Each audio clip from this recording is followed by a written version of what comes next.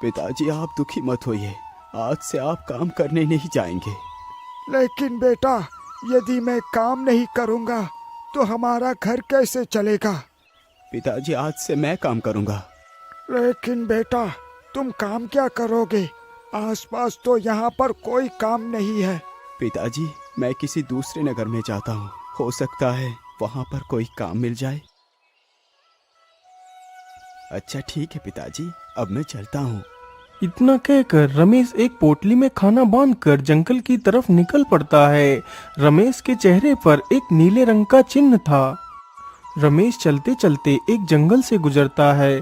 तभी उसकी नज़र एक भैंस पर पड़ती है। जो भैंस एक दलदल के अंदर फंसी होती है। वह भैंस गर्भ से थी, इसकी वजह से वह बाहर नहीं निकल पा रही थी। अरे राम राम राम राम, ये बेचारी भैंस तो इस दलदल के अंदर फंस गई है। चलो इसे बाहर निकाल देता हूँ। इतना सोचकर रमेश भैंस को दलदल से बाहर निकालने के लिए आगे बढ़ता है।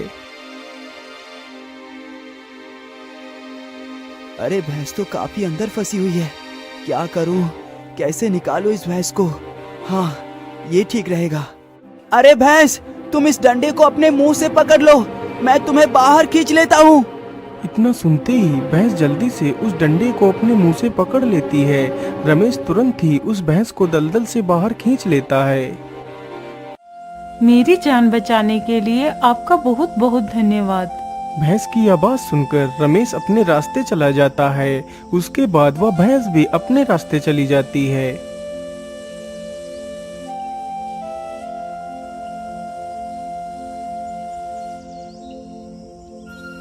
कुछ महीनों बाद ही उस भैंस ने एक बच्चे को जन्म दिया। वह बच्चा जब भी दूसरे बच्चों के पास खेलने के लिए जाता है तो वह सारे बच्चे उसे अपने साथ खेलने नहीं देते हैं।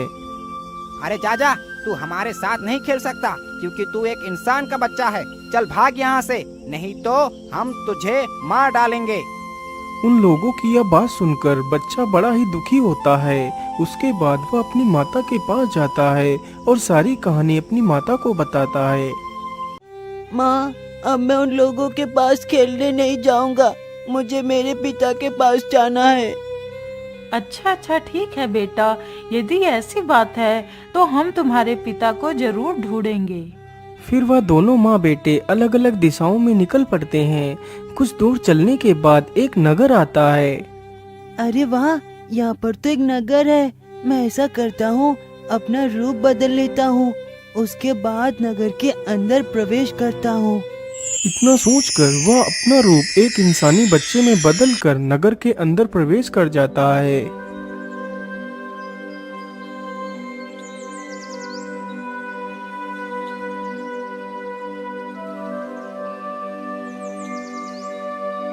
उसे नगर में घूमते घूमते सुबह से शाम हो जाती है, लेकिन वह अपने पिता को ढूंढ नहीं पाता है।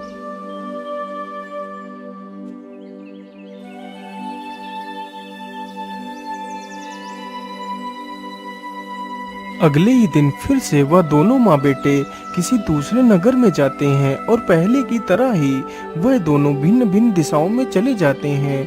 उस दिन भी वह लड़का पूरा नगर घूमता है, लेकिन उसके पिता का कोई भी पता नहीं चल पाता है।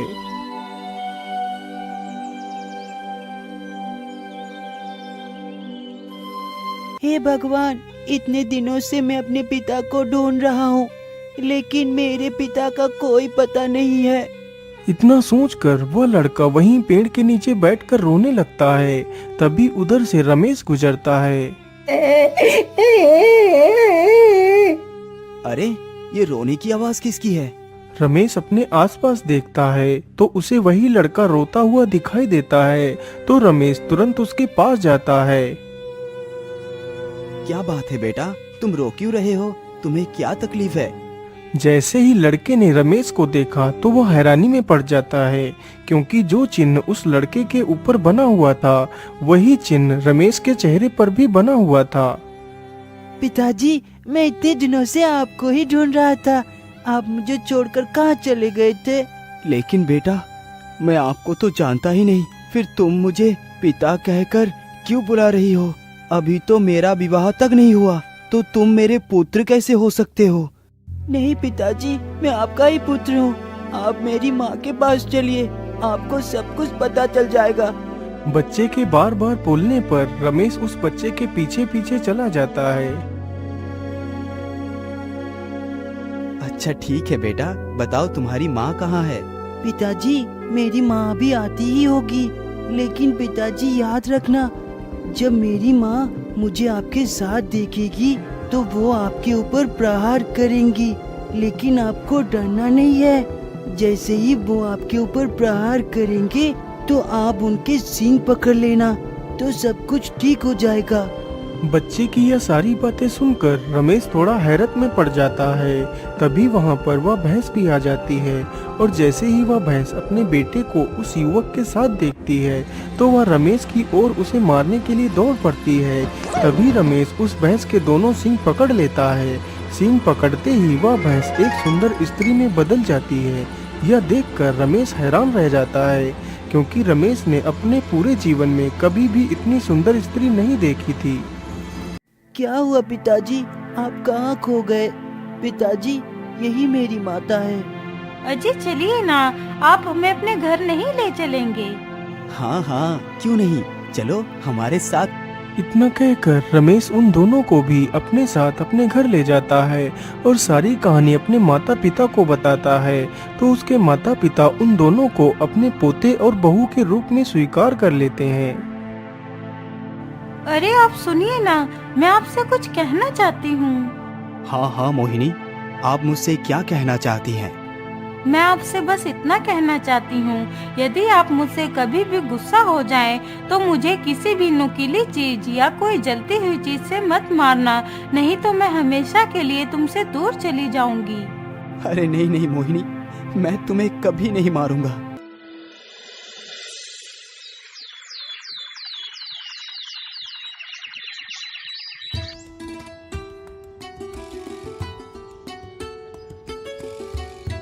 बेटा, अब तो तेरी घर बस गई है। अब हम दोनों तीर्थ यात्रा के लिए जा रहे हैं, तुम अपना ख्याल रखना। ठीक है पिताजी, आप दोनों जल्द ही लौट कर आ जाना। इतना कहकर रमेश के माता पिता वहाँ से चले जाते हैं। अच्छा ठीक है मोहिनी, तुम अपना ख्याल रखना। अब मैं भी अपने काम पर जा रहा हूँ। फिर रमेश भी अपने काम पर चला जाता है। इसी प्रकार काफी दिन गुजर जाते हैं। एक दिन की बात है, रमेश अपनी पत्नी से किसी बात को लेकर गुस्सा हो जाता है। अरे दुष्ट, तू घर में पड़े पड़े क्या करती है? तू मेरे लिए एक समय का खाना भी नहीं बना सकती? रुक, आज मैं तुझे मजा चखाता हूँ। इतना कहते ही रमेश आग से जलती हुई एक लकड़ी उठाता है और उन दोनों की तरफ बढ़ता है। अरे रे रे, मैंने ये क्या किया? अरे मोहिनी, तुम कहाँ चली गई हो? भगवान, अब मैं क्या करूं? कहाँ ढूंढूं अपनी पत्नी और बच्चे को?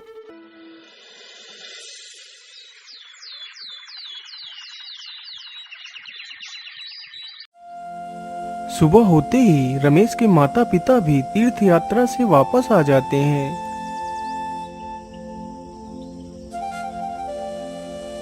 अरे बेटा, शाम कहीं नजर नहीं आ रहा और ना ही हमारी बहू नजर आ रही है। माँ, अब तुम्हारी बहू और पोता कभी लौट कर नहीं आएगी। लेकिन बेटा, हुआ क्या? आखिर वो दोनों कहाँ गए हैं? फिर रमेश सारी कहानी अपने माता पिता को बताता है। लेकिन बेटा, तुमने ऐसा क्यों किया, जबकि बहू ने तुम्हें पहले ही समझाया था कि तुम उसे किसी भी वस्तु से पीटना, लेकिन कभी उसे जलती हुई वस्तु या नुकीली वस्तु से मत मारना, नहीं तो वो हमेशा हमेशा के लिए चली जाएंगी। और तुमने वही किया। पिताजी, मैं क्या करूं? मेरी बुद्धि भ्रष्ट हो गई थी। मैंने आवेश में आकर ये गलत कदम उठा लिया। मुझे माफ कर दो पिताजी, मुझे माफ कर दो। बेटा, तुम दुखी मत हो, तुम जाकर देख आओ, हो सकता है वह दोनों तुम्हें कहीं मिल जाएं। यदि ऐसी बात है माँ, तो मैं जरूर अपनी पत्नी और बच्चे को ढूंढ कर लाऊंगा। माँ, मेरी बात ध्यान से सुनो। मैं उन दोनों को ढूंढने के लिए जा रहा हूँ, लेकिन यदि मैं वापस लौट कर ना आऊं तो मेरा हाल खबर लेने के लिए मिठवोली को भेज देना। और मिठवोली मेरी कोई भी चीज उठा कर लाएगी तो तुम उसे एक जगह पर रख देना और उसके पास एक दीपक जलाकर रख देना।